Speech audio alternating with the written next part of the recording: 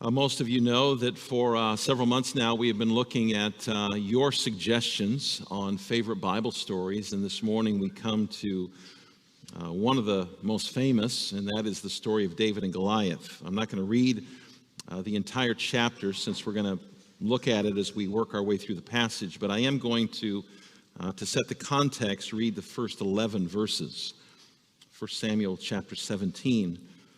Verses 1 through 11. Now the Philistines gathered their armies for battle, and they were gathered at Soko, which belongs to Judah, and encamped between Soko and Azekah in Ephes Damim. And Saul and the men of Israel were gathered and encamped in the valley of Elah, and drew up in line of battle against the Philistines. And the Philistines stood on the mountain on the one side, and Israel stood on the mountain on the other side, with a valley between them. And there came out from the camp of the Philistines a champion named Goliath of Gath, whose height was 6 cubits and a span. He had a helmet of bronze on his head, and he was armed with a coat of mail, and the weight of the coat was 5,000 shekels of bronze. And he had bronze armor on his legs, and a javelin of bronze slung between his shoulders. The shaft of his spear was like a weaver's beam, and his spear's head weighed 600 shekels of iron, and his shield bearer went before him. He stood and shouted to the ranks of Israel, "Why have you come out to draw up for battle? Am I not a Philistine, and are you not servants of Saul? Choose a man for yourselves, and let him come down to me. If he is able to fight with me and kill me, then we will be your servants. But if I prevail against him and kill him, then you shall be our servants and serve us." And the Philistines said, "I defy the ranks of Israel this day. Give me a man that we may fight together." When Saul and all Israel heard these words of the Philistine, they were dismayed and greatly afraid. Over the last several months, we have been looking at some of the most famous stories in all of the Bible. We've looked at the account of creation. We've looked at Noah's Ark. We've looked at the parting of the Red Sea, Balaam's talking donkey, the fall of Jericho, these graphic passages in the book of Judges. Today's passage obviously is no exception. In fact, this is probably the most well-known narrative in all of the Old Testament. Even people who don't go to church know about David and Goliath. Now, one of the temptations we face when reading our Bibles, especially Old Testament narrative like this, is to turn these stories mainly into something about us. In other words, there's a sense in which we kind of insert ourselves into the story and make ourselves the main point of the passage. And so the parting of the Red Sea becomes a story that tells me that if I just have enough faith, I can get through the big obstacles in my life. Jonah is meant to teach me not to run from God, or you may be swallowed up by something. Our story this morning is meant to teach us that if I just have enough faith, and you've heard this before, I can defeat the giants in my life. The problem with reading our Bibles this way is the Bible doesn't tell us to read our Bibles this way. In fact, there's an account near the end of the Gospel of Luke where you might remember the story. Jesus is walking along this road with a couple of his followers. Basically, they're having a Bible study as they're on this walk. And Luke tells us that as they're walking along this road, Jesus shows them how all of the Old Testament points to him. In other words, the Bible is not primarily about me. The Bible is not primarily about you. The Bible is about the triune God. It's about his plan to rescue his people through the work of Jesus Christ. That is the one main dominating theme of Scripture, God's plan to redeem his people. Now that doesn't mean that the story of David and Goliath, or the story of Jonah, or the story of Noah's Ark doesn't teach us anything about ourselves. But it does mean that as we read our Bibles, that the main thing that we want to look for, the main thing we want to see is how this is a a story that reminds us of God's great work of redemption. And our story this morning is no exception. Now, there are three things we're going to look at this morning. First of all, there's the dominance of the Philistines. Secondly, there is the weakness of Israel. And then third, there is the power of God. The dominance of the Philistines, the weakness of Israel, and the power of God. Children, the setting here is that there's about to be a war. Israel and the Philistines are all set to go to battle against each other. Throughout the centuries, the Philistines had been a real thorn in Israel's side. In the book of Judges, several of the judges fought battles against the Philistines. Those battles continued on in 2 Chronicles, 1 Samuel, 2 Kings. The Philistines were a very, very violent people, very barbaric people, very cruel people. The great desire of the Philistines was to conquer other nations and to expand their kingdom. And in order to do that, they were going to kill as many people as they had to kill. And so they are very, very violent people. And so here we are, we're all set for this battle. You've got the Philistines encamped between Soko and Azekah, and you've got Israel encamped in the valley of Elah. Each army is on a mountain. There's a valley down between those two mountains. All of this is taking place about 15 miles west of Bethlehem. Now, as this battle is about to be fought, one man stands out. His name is Goliath, Goliath of Gath. Notice the first thing we're told about Goliath in verse 4 is that he is a champion. Now, children, you hear the word champion, and you think of somebody who won a contest. Later on today, somebody is going to be crowned the Super Bowl champion. And there's all these sporting events where if you win them, you are the champion of that sport. Well, it's actually a little bit more nuanced than that. In the original language, this word that is translated champion literally means a middleman or an in-between man.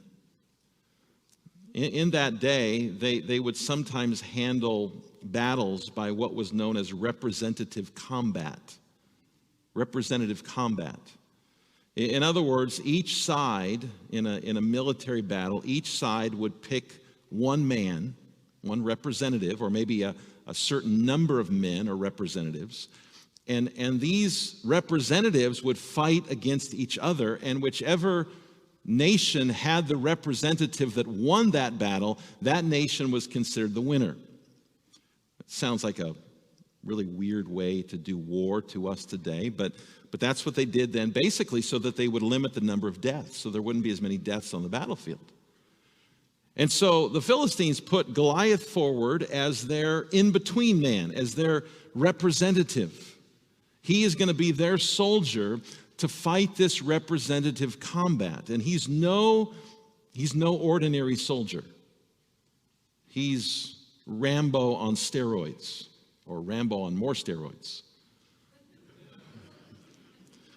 Notice what we're told about him. First of all, he's very, very tall. Children, he's almost 10 feet tall. That's really tall. If you've ever played basketball before, a basketball hoop is 10 feet off the ground. That's about how tall Goliath was. There are all these skeptics who will say, there's no way anybody could be this tall. There's no way that anyone is 10 feet tall. This just goes to prove this is a made-up story, and therefore the Bible is just filled with these made-up stories. But there have been confirmed cases in history of people who were very, very tall. In the early 20th century, so about 100 years ago, less than 100 years ago, there was a man in Chicago, Illinois, named Robert Wadlow, who was 8 feet 11 inches tall. Unbelievably tall man. He didn't live to be very old. But he was 8 feet 11 inches tall. Goliath is about a foot taller than that. In addition to being tall, Goliath is obviously very, very strong. His coat of armor weighs 125 pounds. Imagine strapping on armor that weighs 125 pounds.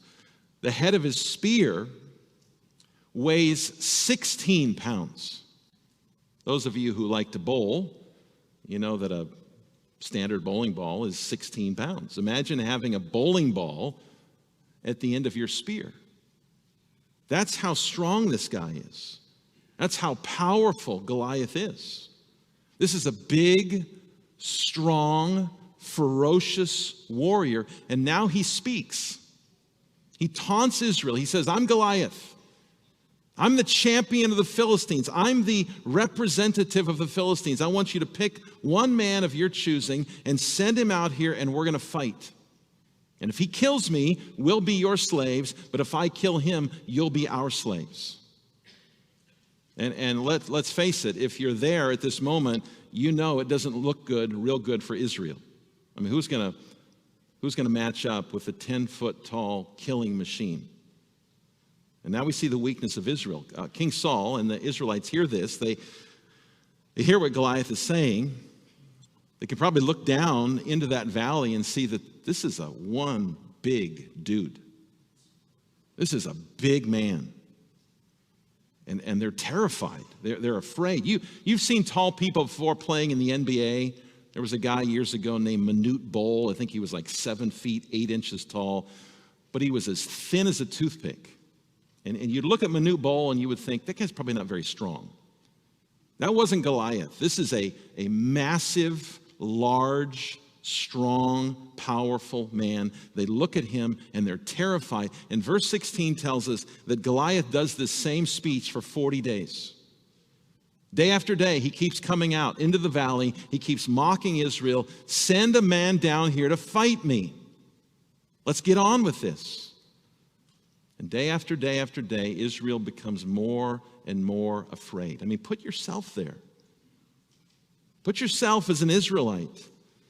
You're standing on this one hill, and every day you see this giant of a man coming out every day and challenging your people. And you know that if you lose the battle, which humanly speaking looks certain to happen, if you lose the battle, you're now going to be the slaves of the Philistines. You're not going to be free anymore. How would you feel? Feel pretty scared. Nobody can take this guy. Well, at this point, the scene shifts. If this was a movie, we would go from a scene at the battlefield with Goliath going on and on about his taunts, and we would go 15 miles east to Bethlehem, and we would notice this guy named David. David is the youngest of 8 sons. Now, he's not a little child. Unfortunately, I don't know whether it's some flannel graph or whatever, we kind of get this idea in our head that, David, he's like 8 or 9 years old. He's not 8 or 9 years old. He's probably a teenager, probably a pretty strong teenager based on what he says here in a moment. But he's still too young to be in the army. He's not military age yet, but he has 3 older brothers who are in the army. And while they're at war, David is going back and forth between Bethlehem, caring for the sheep, and taking supplies to the battlefield. That's what he's doing. And one day, his dad comes to him and he says, David, I want you to take some food to your brothers. I have some cheese here to take to some of the other soldiers as well. And while you're there, I want you to check on your brothers. I want you to see how they're doing and let me know. And so David gets up, crack of dawn, before it's light out. He gets up and he makes this 15-mile journey from Bethlehem to the battlefield. And he goes to where these 2 armies have gathered. And when he gets there, he goes and he finds his brothers to see how they're doing. And as he gets there to check on his brothers and then report back to his dad, it's Goliath's day, it's Goliath's time to come out again and do the same spiel. Let's go. Enough waiting around. Send someone down here to fight me. And once again, Israel reacts the same exact way. They're terrified. You can imagine, after 40 days of this, morale in the Israelite camp is pretty low. No one's stepping forward. No one wants to fight this guy. This guy's not giving up. It's been 40 days. He keeps coming out. He keeps saying the same thing. There's no hope for Israel. But David doesn't like what he's hearing. He doesn't like what he's hearing. Who does this guy think he is? Are you going to let this uncircumcised Philistine get away with this? Are you going to let this worshiper of false gods get away with this? Are you going to let him continue to mock us and mock our God? It bothers David. that Goliath is taunting God's people. It's like the reaction that we have. When we hear somebody, maybe in the political realm or just maybe in the culture itself, mocking God's word, making fun of God's truth. It's like how we feel when we know someone who consistently and constantly takes the Lord's name in vain. It bothers us. David's got a righteous anger about this. And he goes, what's going to be done for the man who kills this guy? Apparently, Saul has an offer on the table. Saul's offer is that any man who kills Goliath will get three things. First of all, he will get a lot of money. Second of all, he will get Saul's daughter in marriage. And third, as the end of verse 26 says, his father's house will be free. In other words, no taxes. It's a pretty good offer, right? You kill Goliath, you get, a few $1 million. You get to marry the princess. And you live the rest of your life tax-free. Sounds great. But at this point, it's been 40 days. No one's taken this offer. No one's accepted this offer. No one stepped forward and said, King Saul, I'll do this. The whole army is just cowering. They don't want to face this 10-foot tall machine of a man. In fact, you'll notice something the text doesn't explicitly tell us. Not even King Saul himself is willing to step forward. Children, you might remember that one of the things we know about King Saul is he was very tall. Maybe not as tall as Goliath, but early in 1 Samuel, we are told that he stood head and shoulders above the rest of the people. He was a tall man. He was a strong man. He was the king of Israel. He was the commander-in-chief of the army. But not even he himself is willing to step forward and go up against Goliath. Well, David's not going to stand for this. He's not about to let this pagan continue to taunt God and taunt God's people. And so he goes to Saul and he says, I'll do it. I'll fight this guy. There you go. Is David just hopped up on a bunch of Monster energy drinks? Just can't wait to get out there in the battlefield and do something? I think David knew his Bible. David knew the Old Testament. David knew that God had made a promise that he would send a deliverer to rescue his people from their sins. And he knew that God had made a promise that he would preserve his people. And so in David's mind, there's no way that God's purposes are going to be thwarted. There's no way that God's promises are going to be defeated. There's no way that God's people are going to be wiped out. And David also knew that God uses means to accomplish his purposes. And so David basically says, I'm going to step forward and I'll fight this guy. I'm going to be the means through which God will preserve his people. Now, this should be an encouragement to us this morning. This is an encouragement to live our lives in light of God's promises. You know, there are so many promises in God's word. I think one author estimated there were over 6,000 promises in the word of God. Now, in order to live our life in light of God's promises, we need to know them. But this is an encouragement to live our lives with what God has promised us, with the knowledge of what he says to us. And there's this very important little phrase that David uses here at the end of verse 26. If you have your Bible open, notice how David refers to God. He calls him the living God. The living God. Christian, this makes all the difference in the world, doesn't it? Yahweh is not dead. He is the living God. David knew that the gods of the Philistines were nothing. Nothing. You remember what the psalmist says about the gods of the nations in Psalm 115? He says, they have mouths, but they don't speak. They have eyes, but they don't see. They have ears, but they don't hear. They have noses, but they don't smell. They have hands, but they don't feel. They have feet, but they don't walk. And they don't even make a sound in their throat. The gods of the Philistines were nothing. David knew that. And brothers and sisters, today, in the year 2024, it hasn't changed. We serve the living and true God. He's not dead. He's still working today. He's still orchestrating all things so that his purposes will be accomplished. And David knows this. David says, I'm going to live my life in light of who God is. I'm going to live my life in light of God's promises. And so he steps forward and he says, I'll do this. None of you are willing to do it. I'll do it. Now, his oldest brother has already discouraged David from even being there. We didn't read this part, but his older brother went to David and he said, David, you don't belong here.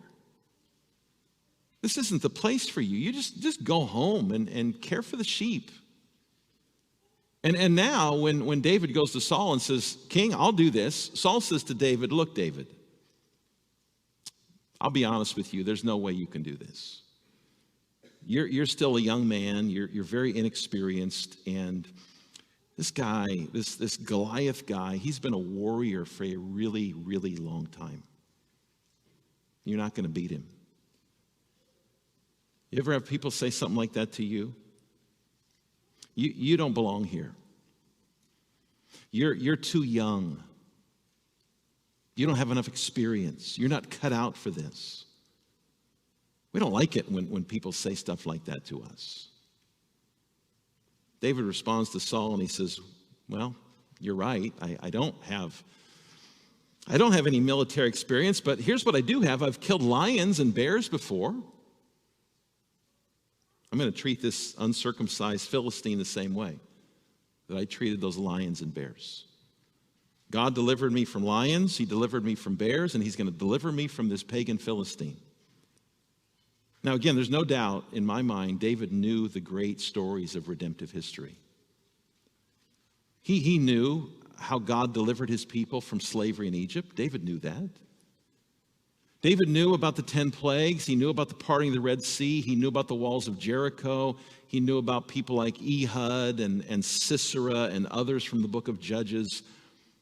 He knew that God had acted again and again and again in history.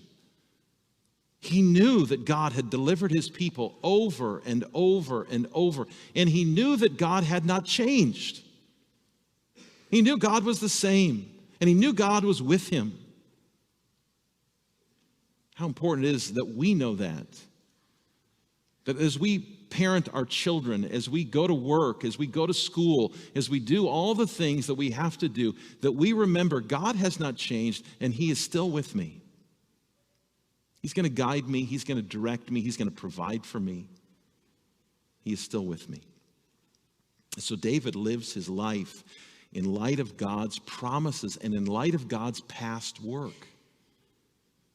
And parents, this is why it's so important to teach your children these great stories of the Bible. This is why we ourselves need to know these great stories, so that we might know who God is, so that we might know what God has done. So that for our children's sakes, they might grow up and live their lives by faith in him, saying to themselves, Mom and Dad taught me these stories, and I know that this is who God is, and I know I can trust him, and I know that he is always with me. And so David makes this great speech. And after this kind of speech, what's Saul going to say? I can't really argue with your logic. And so he says, okay, David, go ahead, go, and may the Lord be with you. These are two different men, aren't they? One is living his life by faith in God's promises, and the other is living his life in fear. They both grew up, in a sense, with the same spiritual privileges. They both grew up in the community, the covenant community. They both, from their youth, David and Saul, had heard about God and who he was. And it's a reminder that we can be here this morning and we can hear all of the promises of God and yet not live our lives in light of those promises. Am I Saul or am I David?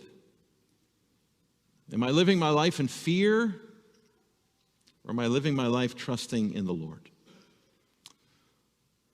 Well, the representative combat is all set. Here we are, David versus Goliath. Youth versus experience. 10-foot tall killing machine versus this young man. Makes you want to grab a bowl of popcorn, see what's going to happen next, right? Saul now puts on his own armor on David. But David says, I'm not going to use this stuff. I don't have any experience with your armor. I don't have any experience testing this stuff. I haven't worn it in battle. So he takes the armor off. He grabs his staff. He grabs his sling. He grabs 5 smooth stones from the creek. And this is what he's going to go out and face Goliath with on the battlefield.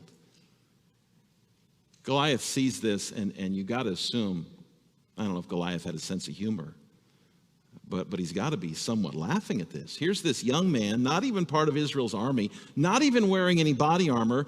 All he's doing is carrying a stick and a sling and 5 rocks in his pocket. And Goliath goes, what am I, a dog? You come out here with a stick? David, I'm going to kill you, and I'm going to feed your flesh to the birds and the beasts. That's a pretty powerful speech. That's a pretty, well, let's say scary speech.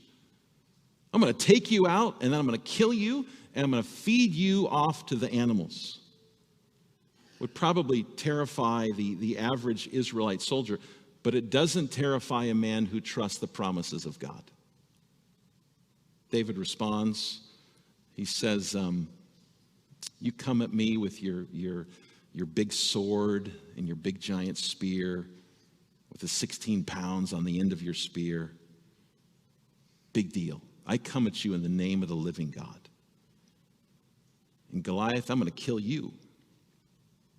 I'm going to cut off your head. And then I'm going to give your dead body and the dead bodies of your fellow Philistine soldiers to the birds and the beasts of the field. And when that happens, Goliath, everyone will know that there is a God in Israel. And everyone will know that he is the living God. And everyone will know that God wins the victory not by swords, not by spears, but by his almighty power.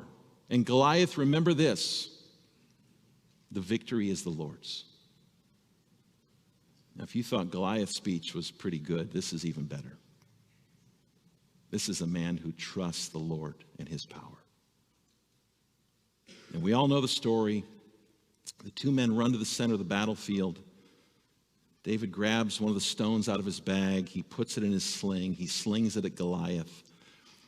It hits him. Children, it hits him square in the forehead. And we're told that stone sinks down into Goliath's forehead.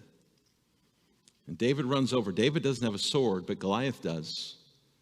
David runs over. He grabs Goliath's sword, and he cuts off Goliath's head. There's another allusion, by the way, to God's people crushing a head that we've seen the last few weeks. The Philistine army flees. The Israelite army chases after them. They defeat, they plunder the Philistines, and the whole chapter ends by suggesting that King Saul is a little threatened by David. He goes to Abner, who is the commander of his army, and he says to Abner, find out who that young man is. Find out what family he comes from. It's kind of a subtle hint of the jealousy that will plague Saul with regard to David the rest of his life. Now, there's no question that this is one of the greatest and most memorable stories in all of the Bible. But what's it teaching us this morning? Again, it's not designed for you to now go home and think to yourself, what is the big giant in my life? I'm gonna overcome that giant. Maybe it's a difficult boss at work. Maybe it's math class. Maybe it's a tough financial situation. Maybe it's a chronic health condition. And you say, well, if I just have enough faith, I can defeat that giant in my life. Here's what I want to leave you with this morning. 2 things as we close. First of all, story of David and Goliath is a reminder to us that God often delivers his people in ways we wouldn't expect. Children, from now on, every time as you grow up and every time you hear this story, every time you think about David and Goliath, think about the fact that this story is telling us that God will often act and work and deliver his people in ways that we don't expect. One example would be one we looked at a few weeks ago, the story of Jericho. I mean, would you ever in a million years think that one way you could defeat an enemy is by marching 7 times around the wall of their city and then blowing trumpets? Of course not. Would you ever in a million years think that Gideon would defeat the Midianites by making his army smaller? Of course not. And would you ever in a million years think that this young man would walk in, he's not even in the army, and he would take out this great warrior that no one else among your people was willing to face? But that's how God often works. And the greatest example of this is the cross of Jesus Christ. Would you ever think in a million years that God would save his people from sin and death and hell by a man dying on a Roman torture device? And yet that's exactly what God has done.